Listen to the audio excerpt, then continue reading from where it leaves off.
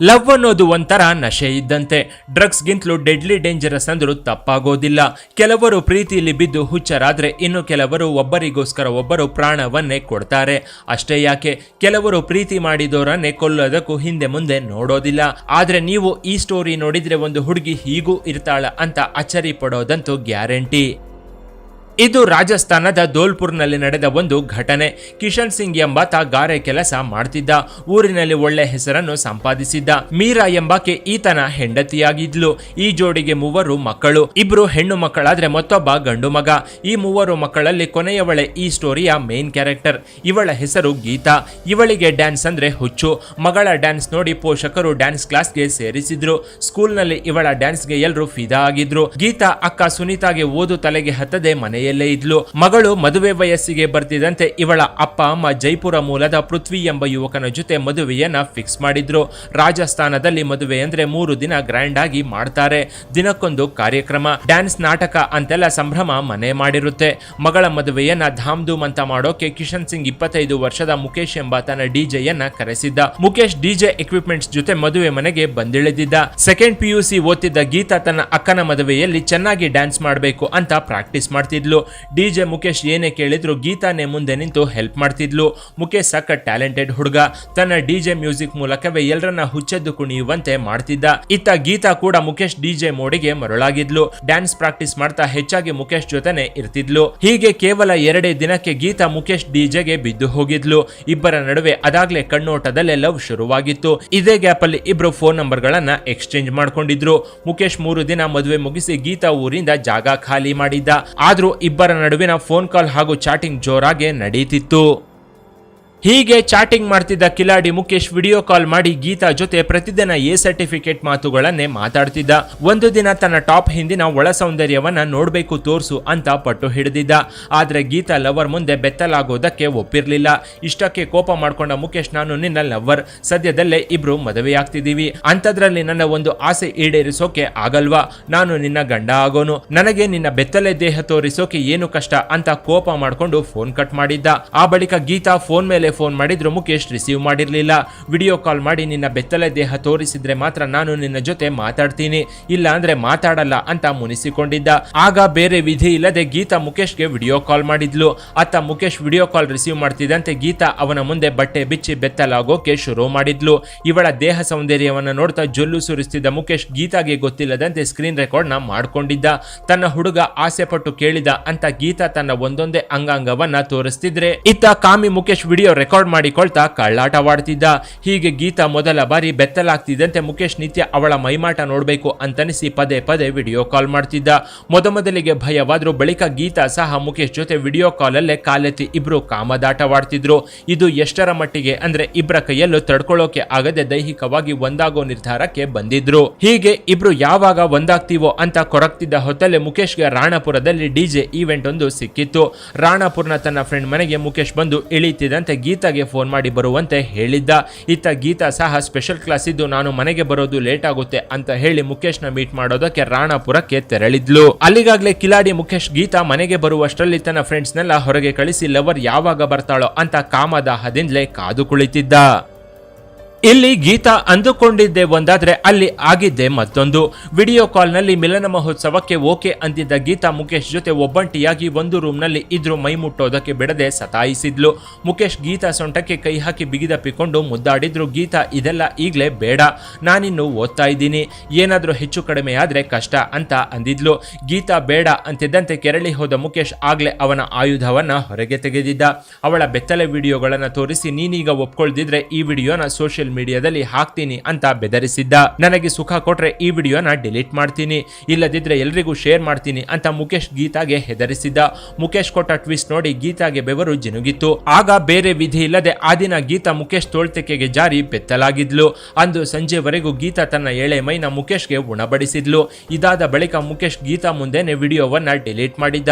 ಇನ್ಮುಂದೆ ತನಗೆ ಯಾವುದೇ ಸಮಸ್ಯೆ ಇಲ್ಲ ಅಂತ ನಿಟ್ಟುಸಿರು ಬಿಟ್ಟ ಗೀತಾ ಹದಿಹರೆಯದ ವಯಸ್ಸಲ್ಲಿ ಶೀಲ ಕಳ್ಕೊಂಡು ಮನೆಯತ್ತ ಹೆಜ್ಜೆ ಹಾಕಿದ್ಲು. ಆದ್ರೆ ಗೀತಾ ಶೀಲಕ್ಕೆ ಕುತ್ತು ಬಂದ 2 ದಿನದ ಬಳಿಕ ಅವಳ ವಾಟ್ಸ್ಆಪ್ಗೆ ಮುಖೇಶ್ ಒಂದು ವಿಡಿಯೋ ಕಳಿಸಿದ್ದ. ಆ ವಿಡಿಯೋ ನೋಡಿ ಗೀತಾ 1 ಸೆಕೆಂಡ್ ಶಾಕ್ ಆಗಿದ್ಲು. ಯಾಕಂದ್ರೆ ಅದು ಗೀತಾ ಹಾಗೂ ಮುಖೇಶ್ ಒಂದಾಗಿ ಮಿಲನ ಮಹೋತ್ಸವ ಆಚರಿಸಿದ ವಿಡಿಯೋ ಅದಾಗಿತ್ತು. ಕೂಡಲೇ ಮುಖೇಶ್ಗೆ ಫೋನ್ ಮಾಡಿದ್ದ ಗೀತಾ ಪ್ರಿಯಕರನಿಗೆ ಜಾಡಿಸಿದ್ಲು. ಲವ್ ಮಾಡಿದ್ದಕ್ಕೆ ನನಗೆ ಸರಿಯಾದ ಶಿಕ್ಷೆನೆ ಕೊಟ್ಟಿದ್ದೀಯಾ, ಮೊದಲು ಆ ವಿಡಿಯೋನ ಡಿಲೀಟ್ ಮಾಡು. ನಮ್ಮ ಅಪ್ಪ ಅಮ್ಮನಿಗೆ ಈ ವಿಷಯ ಗೊತ್ತಾದ್ರೆ ಆತ್ಮಹತ್ಯೆ ಮಾಡ್ಕೊಂಡು ಸಾಯ್ತಾರೆ ಅಂತ ಗೀತಾ ಕಣ್ಣೀರು ಹಾಕಿದ್ಲು. ಆಗ್ಲೇ ಮುಖೇಶ್ ಒಳಗಿನ ಇನ್ನೊಬ್ಬ ಕ್ರಿಮಿ ಆಚೆ ಬಂದಿದ್ದ. ವಿಡಿಯೋ ಡಿಲೀಟ್ ಮಾಡ್ತೀನಿ, ಆದ್ರೆ 15,000 ಹಣ ಕೊಟ್ರೆ ಮಾತ್ರ ವಿಡಿಯೋವನ್ನ ಡಿಲೀಟ್ ಮಾಡ್ತೀನಿ, ಅಲ್ಲದೆ ಇನ್ನೊಂದು ಸಲ ಬಂದು ನನ್ನ ಪಕ್ಕದಲ್ಲಿ ಮಲಕೊಂಡ್ರೆ ಮಾತ್ರ ನಿನ್ನ ಎದುರಲ್ಲೇ ಆ ವಿಡಿಯೋನ ಡಿಲೀಟ್ ಮಾಡ್ತೀನಿ ಅಂತ ಮತ್ತೆ ಮುಖೇಶ್ ಬ್ಲಾಕ್ ಮೇಲ್ ಮಾಡಿದ್ದ. ಇತ್ತ ಹೊಸ ಪೇಚಿಗೆ ಸಿಲುಕಿದ ಗೀತಾ ತನ್ನ ಬಳಿ ಇದ್ದ ಉಂಗುರವನ್ನ ತಂದೆ ತಾಯಿಗೆ ಗೊತ್ತಾಗದಂತೆ ಅಡವಿಟ್ಟು ಮುಖೇಶ್ ಕೈಗೆ 15,000 ಹಣವನ್ನ ಕೊಟ್ಟಿದ್ಲು. ಜೊತೆಗೆ 2ನೇ ಸಲ ಮುಖೇಶ್ಗೆ ಒಲ್ಲದ ಮನಸ್ಸಿನಿಂದಲೇ ಮತ್ತೆ ತನ್ನ ದೇಹವನ್ನ ದಾರೆ ಎರೆದಿದ್ಲು. ಆದ್ರೆ ಕಾಮುಕ ಮುಖೇಶ್ 2ನೇ ಬಾರಿಯೂ ಗೀತಾಗೆ ಮೋಸ ಮಾಡಿ ಮತ್ತೆ ವಿಡಿಯೋವನ್ನ ರೆಕಾರ್ಡ್ ಮಾಡಿಕೊಂಡಿದ್ದ. ಮತ್ತೆ ಗೀತಾ ಮೊಬೈಲ್ಗೆ ಹೊಸ ವಿಡಿಯೋ ಕಳಿಸಿ ಬ್ಲಾಕ್ ಮೇಲ್ ಮಾಡಿದ್ದ. ಹೀಗೆ ಮುಖೇಶ್ ತನಗೆ ಬೇಕಾದಾಗ್ಲೆಲ್ಲ ಗೀತಾನ ದೈಹಿಕವಾಗಿ ಬಳಸಿಕೊಳ್ತಿದ್ದ. ಅಲ್ಲದೆ ತನ್ನ ಫ್ರೆಂಡ್ ಜೊತೆನೂ ಮಲಗು ಅಂತ ಪೀಡಿಸ್ತಿದ್ದ. ಇದೆಲ್ಲ ಹೊರಗೆ ಬಂದ್ರೆ ಮಾನ ಮರ್ಯಾದೆ ಹೋಗುತ್ತೆ ಅಂತ ಹೆದರಿದ ಗೀತಾ ಮುಖೇಶ್ ಫ್ರೆಂಡ್ಸ್ ಜೊತೆಗೂ ಮಂಚವೇರಿ ಬೆತ್ತಲಾಗಿದ್ಲು. ಹೀಗೆ ಮುಖೇಶ್ ಎಷ್ಟೇ ಬ್ಲಾಕ್ ಮೇಲ್ ಮಾಡಿದ್ರು ಗೀತಾ ಮಾತ್ರ ತನ್ನ ನೋವನ್ನ ಯಾರ ಹತ್ರನೂ ಹೇಳ್ಕೊಂಡಿರ್ಲಿಲ್ಲ. ಆಗ್ಲೇ ಮುಖೇಶ್ 1 ಲಕ್ಷ ಹಣಕ್ಕೆ ಗೀತಾ ಹತ್ರ ಡಿಮ್ಯಾಂಡ್ ಇಟ್ಟಿದ್ದ. ಅಲ್ಲದೆ ಒಂದು ಇಡೀ ರಾತ್ರಿ ತನಗೆ ಹಾಗೂ ತನ್ನ ಫ್ರೆಂಡ್ಸ್ಗೆ ಸುಖ ಕೊಡಬೇಕು ಅಂತ ಕೇಳಿದ್ದ. ಇದಕ್ಕೆ ಕೆರಳಿದ ಗೀತಾ ನನ್ನ ಬಳಿ ಅಷ್ಟೊಂದು ಹಣವಿಲ್ಲ, ಏನ್ ಮಾಡ್ಕೋತೀಯೋ ಮಾಡ್ಕೋ ಅಂತ ಹೇಳಿ ಮುಖೇಶ್ ನಂಬರ್ನ ಬ್ಲಾಕ್ ಲಿಸ್ಟ್ಗೆ ಹಾಕಿದ್ಲು. ಇಲ್ಲಿಂದಲೇ ಇವಳ ಬ್ಯಾಡ್ ಟೈಮ್ ಕೂಡ ಶುರುವಾಗಿತ್ತು. ಮುಖೇಶ್ ಕಾಮಪಾಶಕ್ಕೆ ಬಲಿಯಾಗಿದ್ದು ಕೇವಲ ಗೀತಾ ಮಾತ್ರವಲ್ಲ, ಹೀಗೆ ಸಾಕಷ್ಟು ಹುಡುಗಿರ ಬಾಳಲ್ಲಿ ಈ ಕ್ರಿಮಿ ಚೆಲ್ಲಾಟವಾಡಿದ್ದ. ಗೀತಾಗೆ ಬುದ್ಧಿ ಕಲಿಸಬೇಕು ಅಂತ ಅವಳ ವಿಡಿಯೋವನ್ನ ಸೋಷಿಯಲ್ ಮೀಡಿಯಾದಲ್ಲಿ ಹರಿಬಿಟ್ಟಿದ್ದ.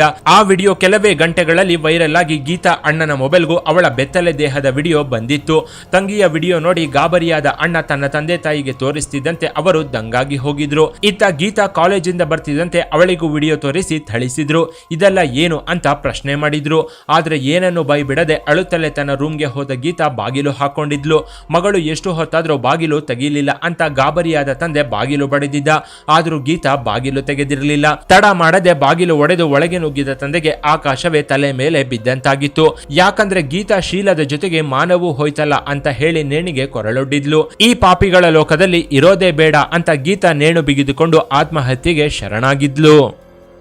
ಗೀತಾ ಪೋಷಕರು ಪೊಲೀಸರಿಗೆ ವಿಷಯವನ್ನ ತಿಳಿಸಿದ್ರು.